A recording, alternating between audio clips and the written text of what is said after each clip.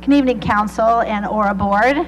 I really appreciate everybody coming together for this workshop. We are here tonight to introduce you to Trammell Crow, our master developer of the 9-acre Old Town transit-oriented development. And the purpose of this workshop is to introduce you to Trammell Crow, for them to show you some concept plans of what they are hoping to do on a conceptual level for that 9-acre site. And then what we're really looking for from you tonight is to enter into a conversation with us about the location of a parking structure for RTD's commuters, and what's the best location and what's the best size. So at the end of the conversation, staff would really like to have some feedback and some direction from the two different organizations. So before we get started, I want to introduce the team to you. We have Trammell Crow, and represented tonight is Bill Mosier and Tina Lashbrook. We have RTD, Bill Soroy and Kate Iverson. They are with the T.O.D. group. The architect, R&L, is here as well, and that is Rich Von Lurdy and Ron Izzo. And we have the owner's rep. If you remember, the three organizations went together and we hired an owner's rep to help us through this whole process. And the owner's rep, Dan Cohen, is here as well. So I think that about wraps up the team. So what I'd like to do now is turn it over to Bill Mosier. Mr. Mosier, welcome. Thank you. And there is supposed to be we're looking for, there's supposed to be an arrow. So, you know. If not all. Oh wait, I just saw it. But I don't know what I just did. Okay. Maybe that wasn't it. Let me try it one more time. Oh, was that?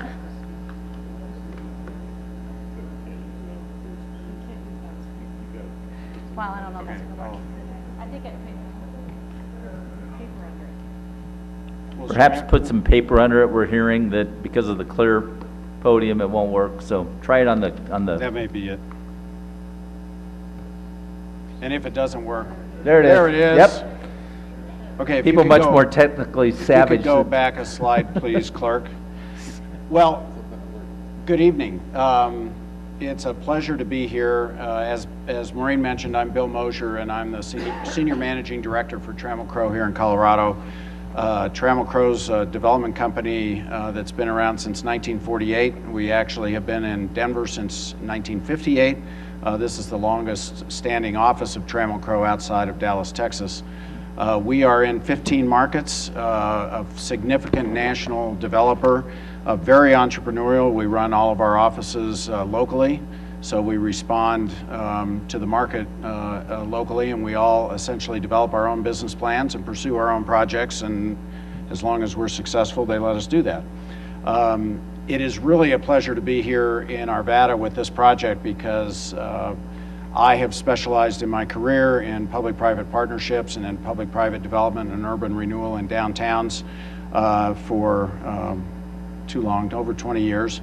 And we've been active in the downtown area of Denver, working on Denver Union Station, and also did a residential project at Louisiana Station along I-25, right across from the light rail stop at Louisiana Station. So we've had a long interest in working on TODs, and we'll continue to be involved in the development of TODs, hopefully throughout this region. I have always had a particular interest in Arvada because of Old Town, and nothing against RTD, because bringing transit stations and transit stops into communities is a great asset, obviously, in providing a regional connection. But you also have to have a vibrant, revitalized area that's a mixed-use commercial destination, and that's what Old Town has been and is becoming more of. And the ORA board deserves a lot of that credit over the years, and the city of Arvada for all the work you've done to invest in this very cool little place that is hopefully only going to get better. And it's our commitment to make sure that we contribute to that growth and to that betterment overall. So we take our role fairly seriously. And for those of you in the public, I just want you to know that we've been doing this for about 2 months. So we're learning, and what we've got for you are some very conceptual thoughts that we've been working with our team. The only other, well, I'll get to that in a moment. What I did want to say about us, because if you can switch the next slide there, Clark, I guess you'll do that, is, and this slide isn't very visible to you all, but when we certainly have this as a handout, but we have done about $1.3 billion worth of development since 2006 in the Denver metro area. We've been the lead on owner's representative in developing with RTD and the Denver Union Station Project Authority, the Denver Union Station Project, which includes the light rail, the heavy rail, the regional bus facility, all the streets, public infrastructure, landscaping, plazas, fountains, all the public improvements in that area. In addition, we built 2 buildings, almost $500 million worth of office buildings, both DaVita's World headquarters and a spec office building called 1900 16th Street right across the street from Denver Union Station. So we've had a pretty significant involvement in that project, and I think we've learned a lot from both those working relationships and the importance of T.O.D. to the overall design. As a company, we've got over $4.3 billion under construction around the country, and we are all product types. We do healthcare, office, industrial, multifamily, retail, student housing, and a variety of public-private deals across the country. So again, this is really, I think, apropos to our skills and our experience, and again, I can't tell you how excited we are just to have been selected to try and do this project in your city. The next slide, again, for all of those who can't read this slide, I apologize, but we are working for the EOC, the group that you put together working with RTD, the city, and ARA, and that's the group that we are essentially reporting to. We are the master developer, and I lead that team, and we are the group that intends to proceed with this project. You were introduced to a variety of our team members by Maureen. I'll just add a couple of things. R&L is our architect. We've been working with them for a number of years and have done a number of different projects with them, including the Denver Convention Center Hotel at the Convention Center. I'm sorry, that's not right, the Webb Building. I'm sorry, the Wellington Webb Office Building. I had the wrong architect there. But they have done, sorry, I don't think you got that deal, Rich, but I apologize for that. But they have done, one of the reasons we selected them, besides a long working relationship with them, is that they have worked on over 150 transit projects in 100 different communities, and have done planning for over 24 TODs, and have been active here along Ralston and other locations in Arvada. And so we really thought that they were both knew the community and brought good experience for transit-oriented development. We have Joe Jen here, who you all know and works in this environment that we brought in, and then Mortensen Construction, Gene Hodges here from Mortensen, and they've been helping us with both pricing of some of these projects, but also we brought them on to partner with us in getting hopefully getting a hotel deal done, which I know you are all very interested in doing, and we are committed to trying to get done if the market allows that to proceed. So next slide, if you would, Craig. You know, Clark, called you Craig, Clark. One of the great things about why we are here is that you all and the Urban Renewal Authority have done their job up to now. We frankly probably wouldn't be here if there wasn't an EOC that had been working literally for a couple years, a city that had defined their vision, a city that had revitalized Old Town, a city that is oriented towards working with a developer to make this real. And so when we took your TOD vision, and these are your stated objectives, this was our model for how we wanted to proceed. And if you can go to the next slide, Clark. And again, for people in the audience, I'm sorry you can't read this, but we have tried to respond to each and every one of these objectives and are committed to those objectives. And in a broad sense, we all talk about sustainable communities, and I just want to say that from our standpoint, sustainability means a lot of things to a lot of people, and it's certainly an environmentally friendly kind of environment. But most of all, what sustainability talks about is connections in my mind. What we want to be is connected to the businesses, connected to the surrounding neighborhoods, so connected to the transit, bike, pedestrian, roadway facilities, so that we're connected to the community, and that the community uses this area and takes advantage of this area and grows the tax base in this area. And I think connections is really what sustainability in the end is all about. We have to find a way to connect and weave all these different pieces together so that it results in a bigger and better and more connected community. And that is both interesting because you've got such a great start here, and it's also a challenge because we've got some huge grade issues, particularly south of Grandview, to deal with to create a more pedestrian-friendly environment. But that's our commitment from a design standpoint, and that's the commitment that we have, is to create some density, not hugely dense, to get some mixed use, to have quality construction, and to have a sustainable practice for building. The last part of it, which is our biggest challenge, is to really make a truly connected, dense, sustainable community. It would help if we could get cars off of surface parking lots. So our model and our design is really structured around getting housing, and retail will probably always be on surface parking lots, but at least the housing and any other commercial uses such as the hotel, to try and get as much of that into a structured parking facility as possible to create a more pedestrian-oriented environment. And that's probably our biggest challenge, particularly financially, because that's an expensive proposition, and that's where ARA really fits into this. So our original plan was fully responsible to your RFP, and we called it Option A. And Option A takes your 8.9 acre site, and it responds to the development of a 400-car commuter parking facility, a park and ride, that's free parking for RTD. That 400 cars is roughly out there today, not quite that many, but you're very full. And it's a very active park and ride just on the basis of the bus system. And so we think that the train coming in is really going to expand that. And it's a mixed blessing. On the one hand, we need to provide commuter parking for the RTD system, and you all want to provide it for your citizens. But on the other hand, providing that much parking takes a big chunk of land. So the one thing that we all need to do is get that into structured parking. In this scenario, we looked at just having the 8.9 acres be the development site, and you'll see in the upper right-hand corner of that slide, you'll see a structured parking facility of exactly 400 spaces for RTD. And it would be for RTD patrons to park in. And right off of Wadsworth, obviously no access from Grandview because the top of this garage is probably below Grandview because of the grade drop. But then we look at other uses, whether it be retail, housing, et cetera, in structured parking to try and keep the density at a level and to try and have a more pedestrian-oriented environment. In this slide, off to the left, across Vance, to the west across Vance along Grandview, would be the bus facility, which would be on the Tiller lot, just as you currently plan.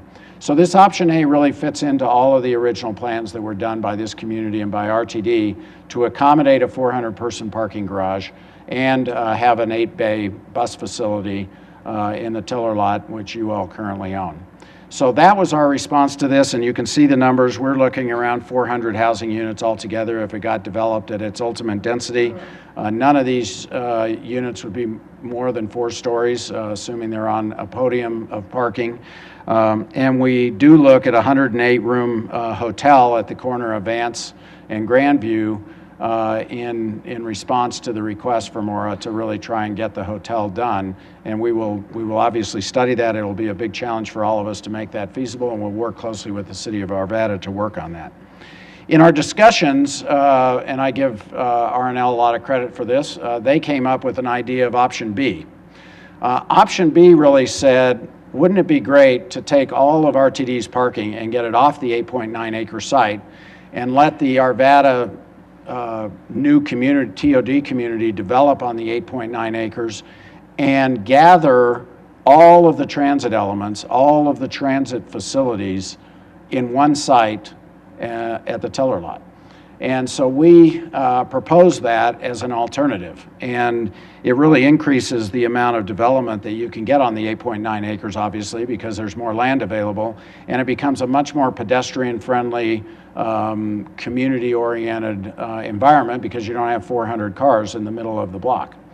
In this case, what we looked at was having the tiller lot become the bus facility, and then underneath the bus facility, and I'll go through this in some drawings in a moment, build the 400-car facility. So you're taking advantage of the land you already own, and you're combining the bus facility and the parking facility into one facility in one location and bringing all that to the station, and then freeing up the balance of the 8.9 acres for private development.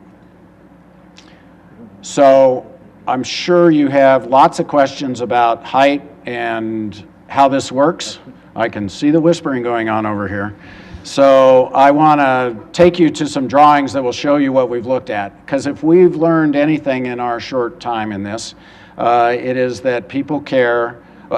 You don't have to think about Grandview very long before you understand what the name is and why it's important to people. So Exactly. we kind of figured that out. We had to be told a couple times, but we figured that out. So we, as you are conscious of the views. On the other hand, we also know from our urban development that creating edges and creating development that's along streets activates streets. And so we are in this conundrum, which you are going to be in with us, to how do we balance views, but how do we also bring development up to the street so that we can activate that street and make it not only a pedestrian-oriented street that's safe and that people are walking along at all hours, well, hopefully not too many hours, but then also serves the businesses well and actually grows the Old Town Arvada business community. So those are some of the challenges that we face. I don't have the answers for you today, but I can say that what we've been looking at with ARA and Arvada is to not affect the views as it relates to the tiller lot between Old Wads and Vance, and to try and keep that below grade to the greatest extent we can so that those views are preserved. So with that, I want to take you through what we've been working on, which is, and I want to say this is not design. We have not designed anything. We are only trying to look at concepts of massing and trying to understand these grades and how they relate to the railroad tracks. So on the left, you'll see here is the theater. So this is pretending that you're kind of at Vance and 56th, looking up towards the tiller lot, looking to the north and to the west. And looking at what is currently a slope that comes down from that lot. The bus facility that you see there on the right-hand side is essentially the tiller lot, and that's the approximate location and approximate elevation of what has been planned all along for that property.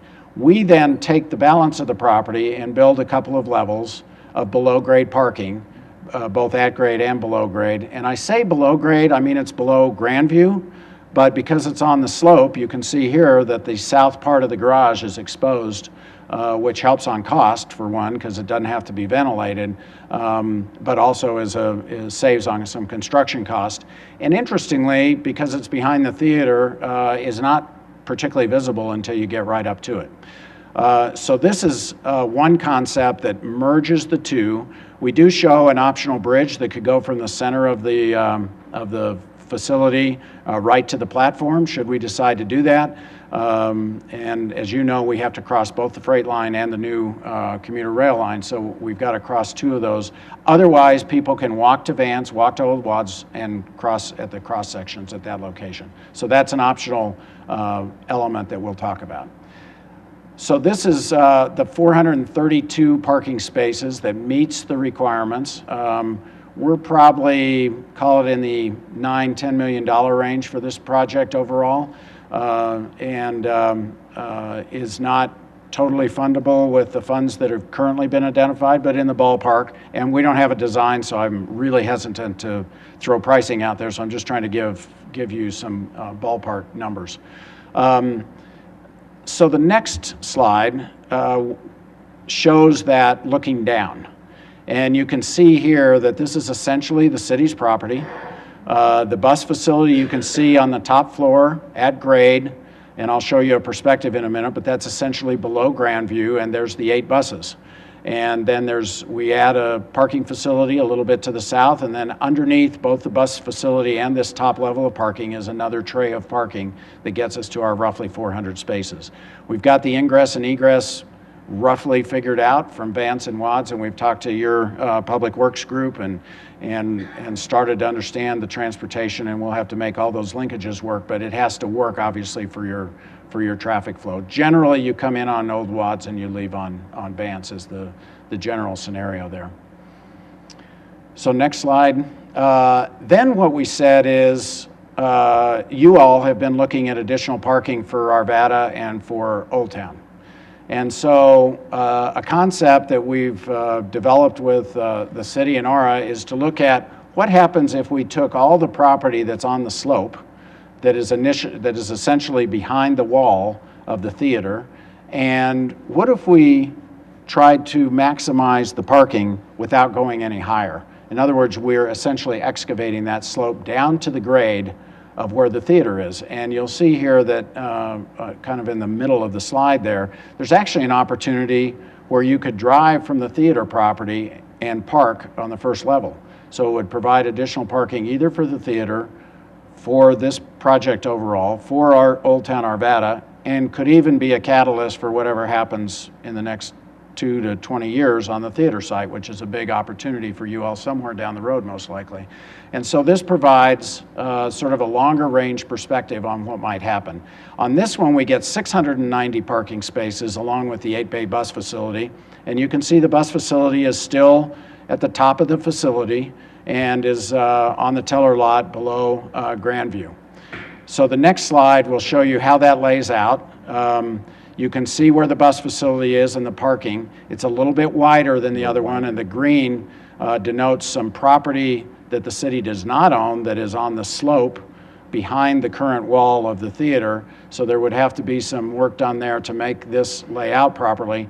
But it's a pretty intriguing opportunity and gets you essentially almost 300 spaces for Arvada public parking that would not be related to RTD. So there'd be 400 cars for RTD patrons and another 300 to serve your immediate area.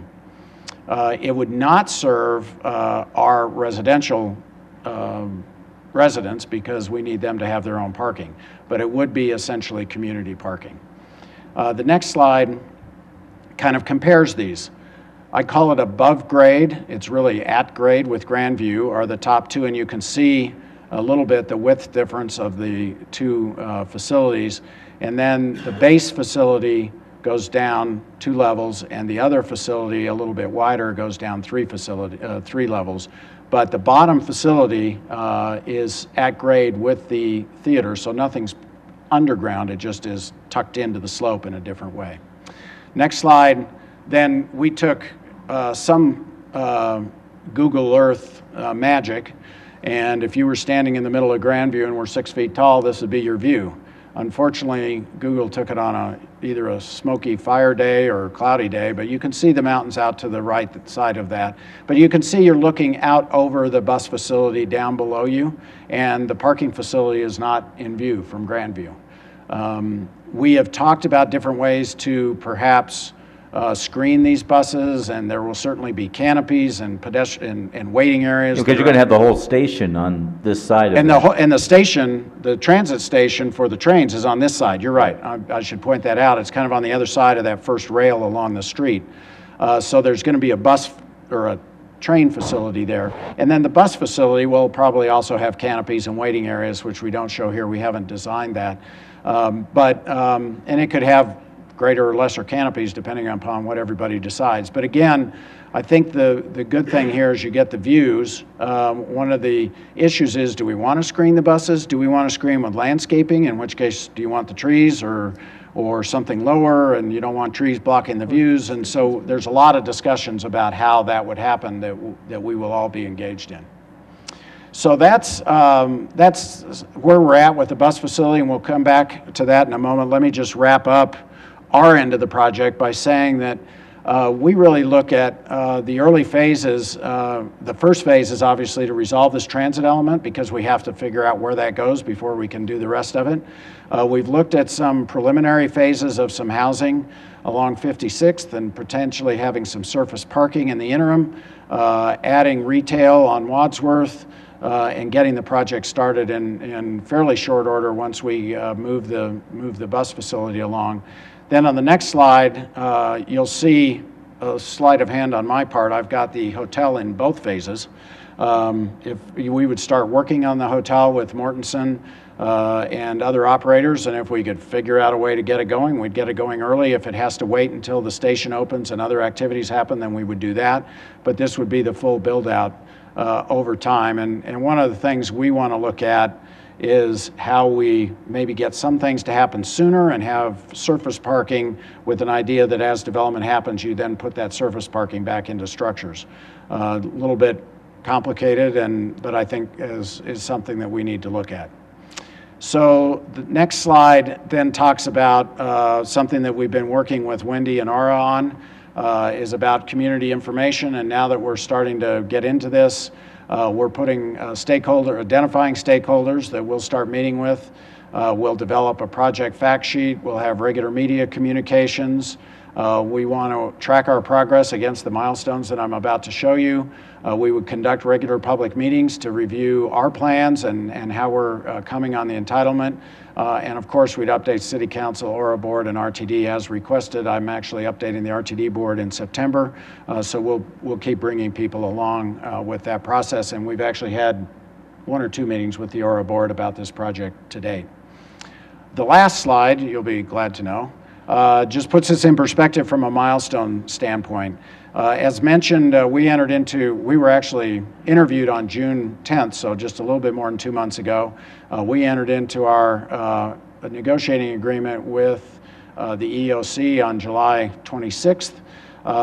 We were to develop some initial plans for how the transit could be responded to by September 3rd, and that's really what this is. We'll put a full report together of what we've done here and submit it officially. And then it's our hope that by the end of September, we can all kind of agree which page we want to be on and then start that planning effort with the idea that we would finalize the overall plans for the transit elements by the end of this year.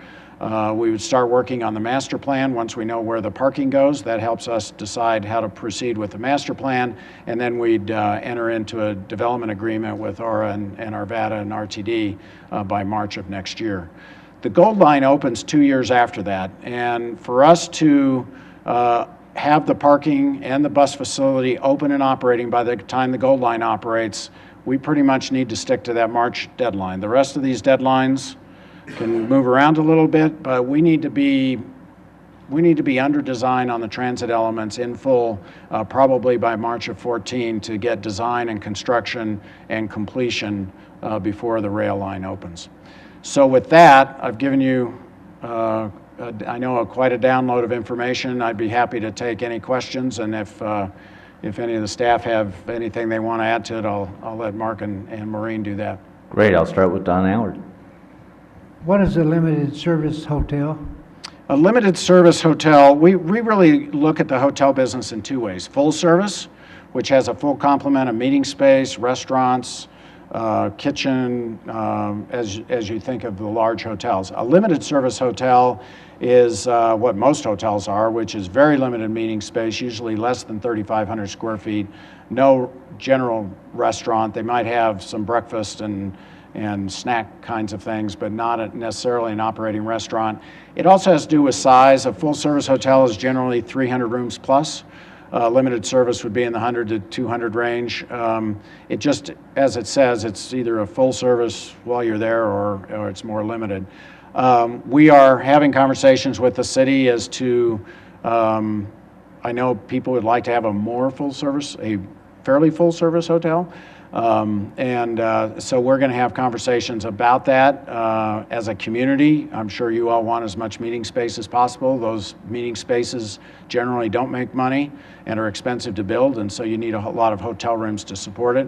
And so we'll try and find a balance in room size or room count and the meeting room space. Right now, we're assuming that we'll be in the 100 range, but you all have done many market studies, and hotels at this location are very tough to do. So we've pledged to try and make it happen. I'm not making any promises as I stand up here tonight, but other than to work with everybody and see what we can pull off. It would be in our best interest to have a hotel. I think it would be great. We really have focused on putting the hotel at Vance and Grandview because we want it to be a corner activating attribute rather than put it over at Grandview and Wadsworth and sort of serve the fast traffic on Wadsworth. If we had our druthers, we want it on Vance. If the market pushes it towards Wadsworth, we'll certainly take a look at it. And in those hotel studies, those were all looking at what's known as the Brooklyn site. So, old Wadsworth, and which, a lot of folks thought that just didn't make any sense. But even with that location, the studies showed that it was feasible. So I think this site is much more attractive at either of the two locations you're talking about than where we had approval from the experts before. Right. And by the way, our goal would be to, when I say a limited service hotel does not have a restaurant, that doesn't mean that there can't be a restaurant. And we would really like to see Vance and Grandview activated by some sort of a restaurant that, frankly, hopefully is not the hotel's restaurant, but an independent person that would operate some sort of an establishment at that corner to activate that corner. Great. Other council questions? Input from the Urban Renewal Board.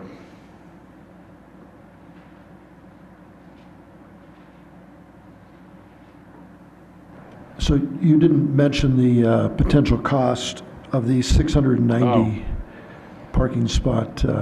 Caught me on that, didn't you? Well, again, I hate to throw out cost ranges because we haven't priced this. We're going to hold you to it. But yeah, okay, then my spread is going to get bigger. But I think we're in the $18 to $20 million range on the big one, and we're talking in the 25 to 28,000 space range per space. The problem is, in some ways, it's kind of it's not fish nor fowl because we have it open to the south, east, and west, and so we don't have to ventilate it, so that brings down the cost. But taking out that slope is a huge excavation, and it has issues with water management and all that sort of thing. We've had some ideas that that our design team has advanced that we would slope that back, and I think there's all kinds of ideas for how it could be landscaped and create a nice landscape area in there and not just have a wall. But to have air on the north side of the garage would make it a fully open garage, and I think so. That's why we hedge a lot on the cost because we don't know what we're designing. But obviously, if you're getting 300 more spaces, it's going to cost not quite double, which is kind of the range we're in. Another question on the bridge that would overlook the parking garage. What does something like that cost, and can you really engage that space where the bridge can actually be part of the community space that goes over the top versus just being a single lane to get people from point A to point B? If you want a single lane kind of wide sidewalk that has elevator at both ends, obviously we only have to pay for one elevator because we're going to have an elevator in the parking garage, so we can somewhat merge those. But we're probably talking in the $1 million range for just your basic garage, basic bridge. Bridges can get really expensive. We've built bridges down at Denver Union Station. We've opted to have wider but very understated bridges because of the railroads and the freight lines. You're required to keep people from throwing things over, so you end up with wire mesh and some glass and that sort of thing, or some kind of high-end plastic kind of covering so you can see through it. What we focused on is keeping it very transparent, very safe, very casual, and get people from point A to point B. the good thing about the bridge, the bad thing about the bridge is you got to pay for it, and you have a landing on the other side. The great thing about a bridge is that you concentrate a lot of activity in a very convenient way for the patrons. And I think it will help the retail because you'll have most people come down to that one location. One of the things we worry about, and I know everybody else worries about, is that freight line moves so slowly. You could park in that garage at 7:30 in the morning and think you're getting on the train to go to work, and you can see the train and you can see the station, and you can't get there because you can't cross the street. So, you know, there's some convenience issues. There's a variety of other issues we'll have to go through. And I will add that we have been fairly successful working on Denver Union Station and bringing in some outside money to pay for the bridge. And I think you could too. Shelley Cook? I had 3 quick things, if it's all right. I Sure. wanted to point out some issues I see with option A. Okay. One is that the parking for the RTD users is detached from the bus turnaround. There's quite a distance. The second thing is... Can we bring that back up, that picture? Yeah. Yeah, the first concern is that the RTD parking is over there nestled up against Wadsworth Boulevard, actually Wadsworth Bypass, and then the bus turnaround and the train station are way over here. They're a block away. There's right. quite a trek. So that's an issue. Second thing is, that's a pretty key frontage along there. I mean, there aren't many places like this that have that kind of exposure to the traffic, that have full access onto Wadsworth, that are adjacent to a hotel site and Old Town, plus the train station and so forth. So I feel like surface parking doesn't do it justice. Even structured parking at that site, in my opinion, wouldn't do it justice. The second, or the last thing is, that's a sloped area, so that's a really prominent site because of that. Because, you know, it's building up to the bluff, so it makes that site even more visible than it would have been. So just those 3 thoughts about option A. You just identified all the reasons we came up with option B. Great. Well, thank you very much for that. Now, I will say that as Wadsworth goes under Grandview, there is a dip there, and what we tried to do, as you see here, is put some housing in front of the garage so that the only exposure that anybody has to the garage is along Wadsworth. But everything you've said is why we came up with option B. Excellent. The second thing is the micro housing is really interesting. I think I applaud you for doing something out of the box here. I built a carriage house, and I find that the combination of proximity to Old Town, because I live outside of Old Town on Zephyr, and the upgrade in quality that's possible by the small size is almost irresistible. It's really something attractive. But I wanted to emphasize that second piece, because I know you're proximal. But I just wanted to make sure that when you're talking about micro-housing, you're talking about a quality in terms of the construction and the design, the amenities and so forth. So. Oh, absolutely. And actually, I'll give Tina credit for this one. On our staff, because this is an idea, the micro-housing actually comes out of a market analysis, which is an interesting concept.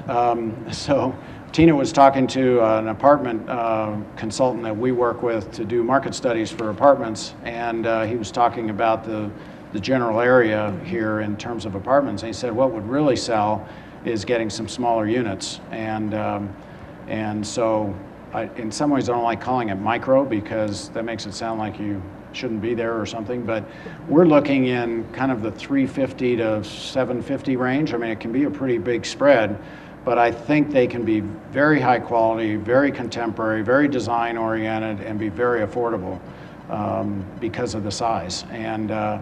And our concept was to keep it in small unit counts and not get too big, so you don't just have a huge bunch of people in these little studio apartments, but keep it pretty interesting and fun and youthful. And I think we're pretty excited about it, and we would look to have that be one of our first, if not the first phase.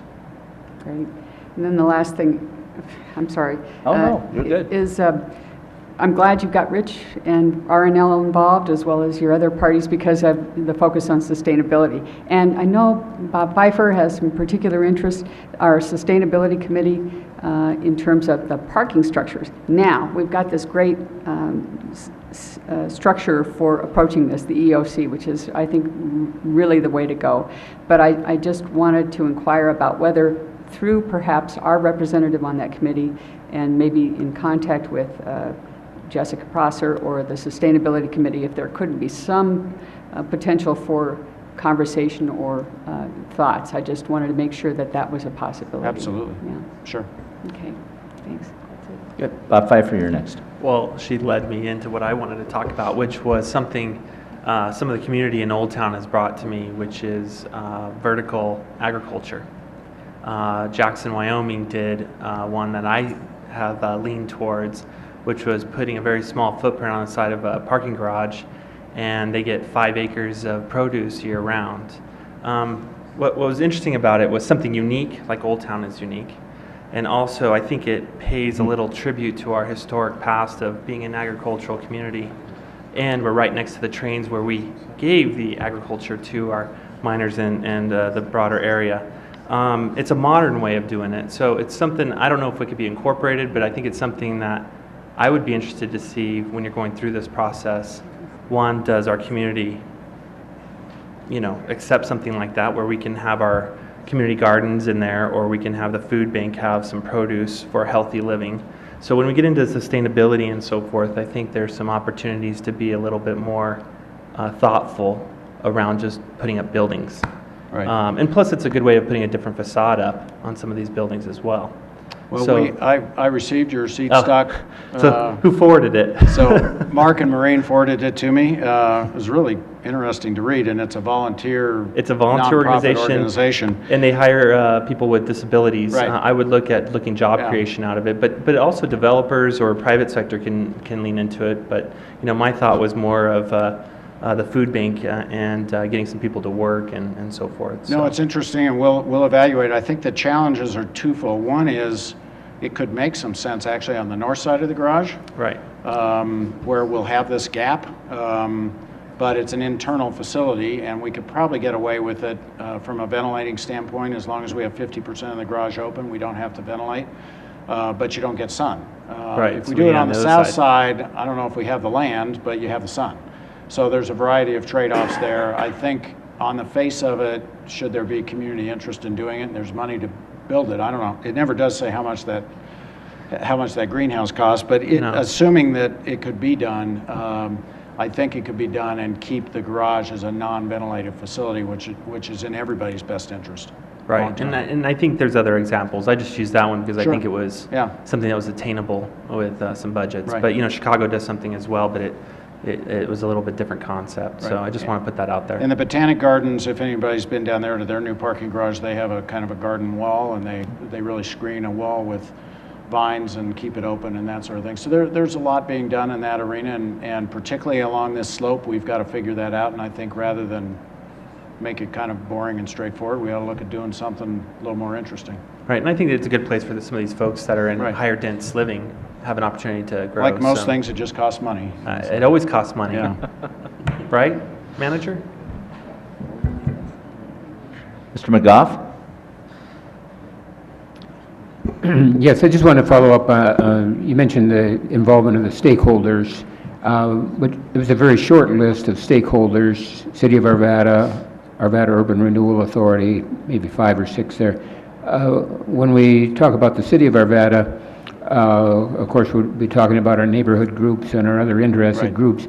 Will those be ones through your process that you'll be identifying, or will in cooperation with the city? So there'll be opportunity Yes. for a lot of involvement. You didn't mean just the city staff of Arvada. No, I didn't think we'd get away with that, actually, but Yeah. we have a long stakeholders list that we've been And building. if you just talk a little more about what that involvement is, I think a lot of our interested people here tonight would like to know that. Obviously, the most direct one are the businesses and the folks that are in Old Town, any of the community neighborhood groups that are nearby, and others who have interest in this.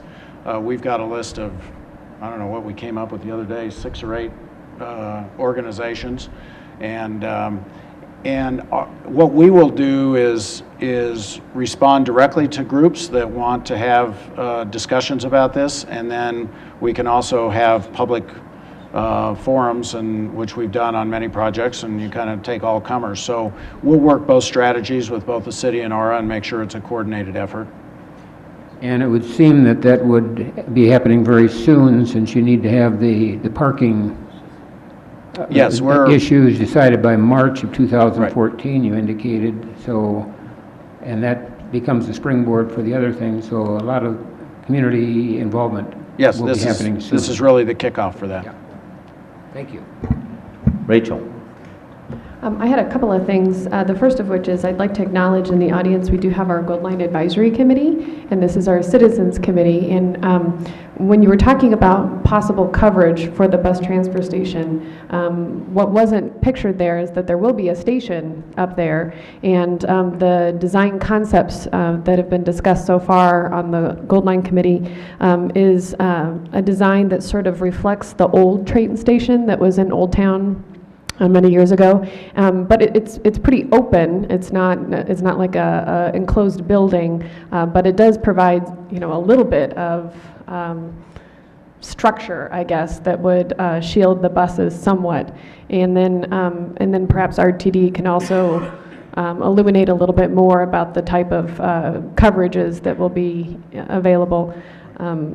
The second comment that I wanted to make is, are you connecting at all with Dr. Cog's Sustainable Communities Initiative, the big grant that they received around T.O.D. and in particular on the Gold Line? And do you have any familiarity with that? And have you connected with them in any way? I have familiarity with Dr. Cog's Sustainable Communities because we worked with them on Denver Union Station. I have not connected with them on this, so that's probably a good thing for us to do. Great, because they're offering through the Transit Alliance a Citizens Academy. It's a 4-week Citizens Academy that's going to actually be looking at the Gold Line in Old Town and trying to connect to the residents and the citizens, and so that could be another opportunity to engage some of the stakeholders through that initiative. And then also there's some significant money that's being set aside from that grant in order to do innovative projects. So maybe there's an opportunity. Good, thank you. Bob Pfeiffer. I had one last thing that came up with Martin Goff's statement. I'm assuming we're going to notify folks in a larger distance than previously. Okay. Just want to make sure we're clear on that. Other thoughts? Yes, Michelle, and I know that the micro-housing just makes you excited.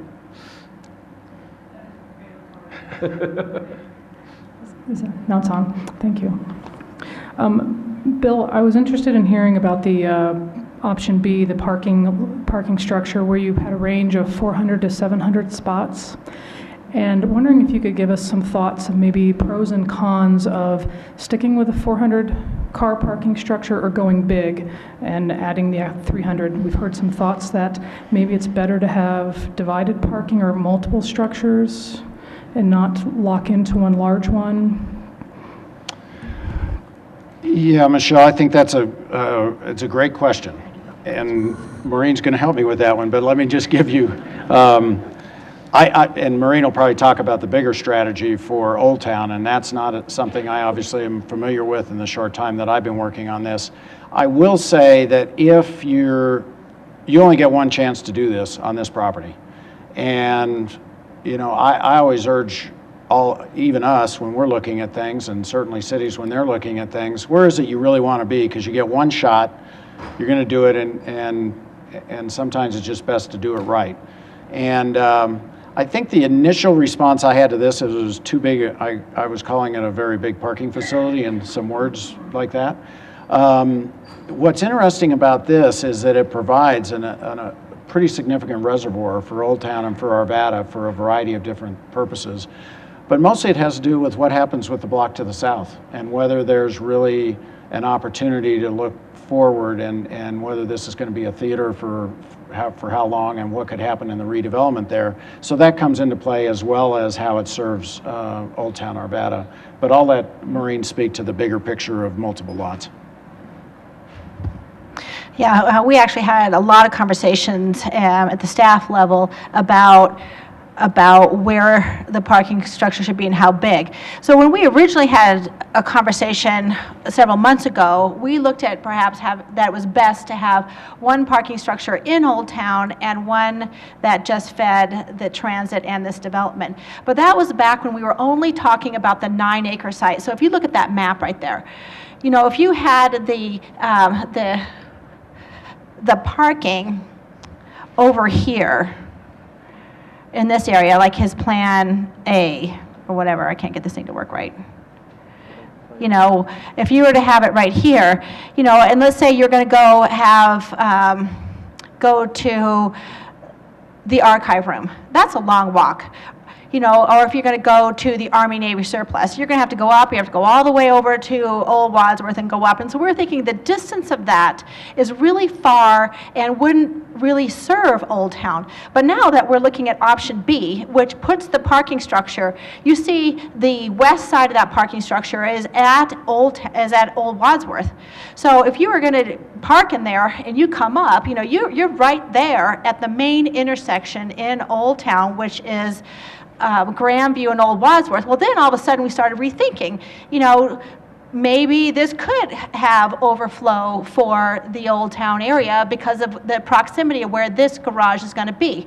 So if you say we're going to have 400 cars for RTD, and there's even some of us that think that maybe we need more because we have 300 cars for buses, or 300 parking spaces for the buses right now, and you see that's really crowded, and people in general don't think that buses are as sexy as trains, so you wonder if we put a train in there, are we going to have even an increased demand? So maybe we need more than 400, so this gives us a little buffer on the 400. And then now we can have overflow parking for Old Town. If any of you guys come and want to go have lunch in Old Town on a random Wednesday at noon, you'll see that there really isn't much parking. You have to drive around, you really have to hunt. So this would allow for expansion and growth in Old Town proper. Plus, you know, we have some great festivals and great activities that are happening in Old Town, and this could really park those. Plus, you know, I've been browbeating Bill in that we need this hotel, we need this hotel. If we put a hotel right on the corner there might be some type of use there because of the proximity to that. So there's so many different uses for this garage, and in the end we figured, at least at the staff level, after we started really debating and looking into how big is 690 spaces, wow, we filled it up pretty fast. So thanks for the expanded discussion on the parking structure. That was hugely helpful. And to be clear, Bill, you had me at micro-housing on this project. So. She's been advocating for that for a long time. I hadn't even heard Michelle's name before I understood that there better be micro-housing in the project. Bob there. The thing that comes to my mind is funding a structure, a parking structure, because as you pointed out, as you go big, the dollars go pretty big too. One way, for instance, Boulder has parking structures that you pay to park, except on weekends. And obviously it seems to me that having all of these spaces in that one garage where you've got to have 400 that are free for RTD, it doesn't seem very likely you're going to be putting paid parking slots in there because you'll just force everybody else to go use up the free ones for RTD. So you would basically have to have this as free parking. In my estimation, it's the only way you could make this work, unless I'm misunderstanding what RTD would have in the way of requirements for parking. I think when it comes to those kinds of issues, we need to have those discussions and work it out. This parking doesn't necessarily have to be free, from my understanding, not that it won't be. The other thing is there's so many advances being made in parking. If RTD wanted free parking and everybody wanted to have free parking and you had a bus pass or a transit pass, you could flash something and that gets you access. I mean, there's a whole variety of technological ways to perhaps deal with it. Right now, we're assuming no revenue from the parking garage. Yeah, that's a pretty big nut to crack when you're getting up there towards $20 million. But depending on how you decide to, you know, which way we all want to go on these options, then I think we'll sit down with the city and Aura and figure out the money side of it. but you've hit on a key part. Yeah. Let me just explain, because I got a question actually from the audience. Looking at this drawing is a little bit deceptive about the teller lot. The corner on Grandview, you can see those white buildings on Grandview where the bank building is, and behind that is where the old flour mill and the shade structure are. Those stay. The bus facility does not take those away. So just to be clear, that part of this site remains the same. It was on one of your renderings. You can see them in the background. Yeah. Yeah.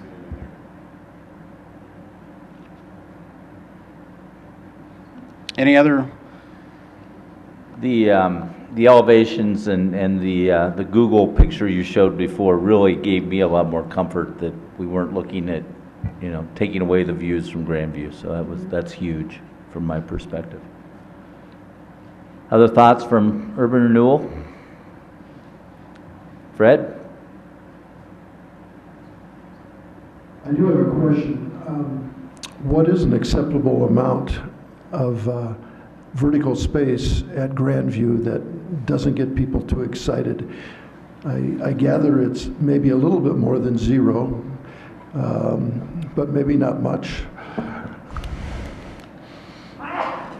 That sounds like a great question at public meetings to get an input from everybody. If that hill wasn't there and Old Town had developed as it has on the north side of Grandview, I would assume it'd be like a 1-story building, maybe a 2-story building, but a lot of 1-story buildings that would be on the south side if that hill wasn't there. But I can't picture it being much higher than that, in my personal view. So, there was a study done with the design guidelines. I mean, a study is probably the wrong word, but the consultants did kind of convene a focus group. I don't know if Cheryl Drake-Holzhauer is here, but they did actually identify view sheds. And if I recall, to the east of Van Street, you could take advantage of the grade change and not impact the key view sheds. So I'd start there from where they were talking about. I mean, we really do have an opportunity to have some height because you can nestle it into the hillside. And then take advantage of those view sheds that were already identified, maybe go for additional input through the process you've identified. But I'm less conservative probably than Bob Dyer on it. I would see more height. In key spots, as long as the views that were identified as the important ones, the ones that people cherished, were respected. So. Clark, can you put on the Google one that shows from there? That's the one right there. Is that what you were talking about, Fred? So when you look at that, you can see that you're actually looking down on the buses. I think that is about 8 feet, 10 feet. It's 10 feet below Grandview. So. Are you asking, could we put 1 story up there? Is that what you're saying? Would we tolerate 1 story above there? Is that what you're saying, Paige? Maureen, if I'm not mistaken, the one thing that's missing from this picture is you're going to have a station between that lamppost and those buses. And that station is going to have some height elevation that's probably going to be somewhere in the 15 to 20 feet for a canopy? Right, because as you see this, right now, you see where the sidewalk is, and then it goes down into that, that parking lot. That parking lot is below. The station is going to go straight out from the sidewalk. So right now, you see it dips down. It's going to go straight, so that will... So we already have some level of elevation on Grandview at that location. That we're going to even be adding because we're going to be going further south. Correct. Bringing that grade up. So as a matter of fact, I think the station's going to hide the bus terminal. Sorry, Rachel. Yes. I appreciate all the discussion about this. However, we're quite a ways away from really making any even being able to but we all like to micromanage and design by committee and do all that fun stuff. I know, and I want you to know I appreciate such direction you give. I know you love us for it. But I think we're a ways away from really being able to even have this as a thoughtful conversation. And as Mr. Mosher pointed out, he is interested in getting a lot of views from the stakeholders. He identified community and neighborhood groups as those that he wants to get input from, and I think this is one of the really important points to really get that input from. I just want to caution us before we design the elevations here that we just remember that. Yeah, so back to that. Thanks, Mark. As to the main stakeholders on this, we presented 3 different ideas to you tonight. One was a parking garage on the 9-acre site. And then, so first of all, let's just go to the 2 choices. Can you share with me, what do you like better? Do you like the parking garage at the 9-acre site, or do you prefer it at the flower lot, or what we call the tiller lot? A or B? A or B. A, exactly. Do you want A, the 9-acre site, B, over by the flour mill? So, okay, let's do a raise of hands so we can make this, okay. If you like A, say A. Well, first of all, I think we need a lot more information in terms of costs. Yes, we all want, champagne and caviar and filet mignon, but if we can only afford, steak and eggs, or hamburger helper. Yeah, but all things being equal. But all things being equal, if it's financially feasible. Right. Okay. That's always the caveat, yes. Subject to financing and being able to financially do it, do we have a preference between A or B? Let's just vote and just do it that way. Okay, I don't know if the board can vote. Yes is for, yeah, I have a yes or no. Let's go, okay, let's do, those who are in favor of A, vote yes at this point. And if you're in favor of A, then you raise your hand. No. No, I'm talking about the OR board, Mayor. They have to vote too. Okay, fine.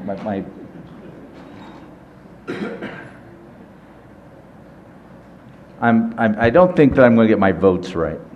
So if you're voting yes, you're voting for A. If you're voting no, you're voting for B. Let's do it that way.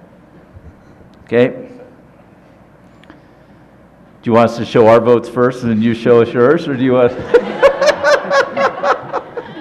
We're 7-0. This is the first 7-0 no vote. I remember the history of Arvada City Council. Okay, and did you guys? I'm a B. You're a B, everybody here is B. Okay, so it sounds like the direction that you would prefer us to look at, if everything, if we can afford it, would be the B. Okay, now as far as size, obviously size. Can I ask one question? Yes, I'm sorry. It's my understanding that A and the small b are roughly the same cost. Am I Yes, I think you're right. misinterpreting that anywhere? No. If we were to do the 400-car garage on the 9 acres versus the 430, both of them are built into the hill. Here's, yes. There's yes? Good. Yes. The reason I start to say no is A is less expensive. I'm sorry. A is less expensive, but it doesn't include the bus facility. So if you took the cost of the bus facility on the tiller lot, which is on lot B, or on option B, combine it with the cost of A, you're roughly the same price. Okay. Is that a fair? Yeah. So, because either way, if we build A, we still have to build the bus station, and it's all the same money. Mr. Howard, you had a question? Well, that was all I wanted to clarify. Back to my favorite saying, the devil's in the details. If we Yes, find it is. out option B is going to be beyond our budget or tolerance for expense, I may change my mind. Well, I think what Maureen's getting at is whether you'd favor bigger over smaller, and then we'll work with the city on whether we can afford bigger over smaller, just to get, I mean, there's no point in even messing with it with B3 if people don't want 690, they just think it's too big, then we'll. Well, you know, that's we like go. the mayor said, you know, what we may want, we may not be able to afford. That's true, but we can at least go try and make what you Okay. want happen. Let's see what Bob Pfeiffer's got to say, and then we'll vote on Size. size. Is there a way we could do that parking structure modular where we can grow it later? The problem, I would say that there's a possibility of doing that if we were going up, but not when you're going down. Well, yeah, I mean, Right. you could always start down and then move up. Yeah, but. Well, there's 2 engineers on this council, so that's a Yeah. bad part. That's why Devin always has a hard time with us, because we try to engineer it for I you. mean, I guess you But- could build the north half of it and have some ability to expand the second half to the south, but, Just, yeah, I think it just is. just a thought. Yeah. I'm surprised engineers Generally, would how shake you their build heads these no, is how you'd like they to end play. up. But just a thought to put out there is a lot of things this day and age, no matter what you're looking at, comes in modular design, and it'd be interesting if that was a concept. We can vote now. Okay, if you prefer the larger parking structure, vote yes.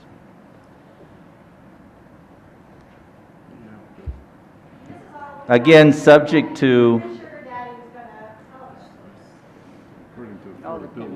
according to affordability.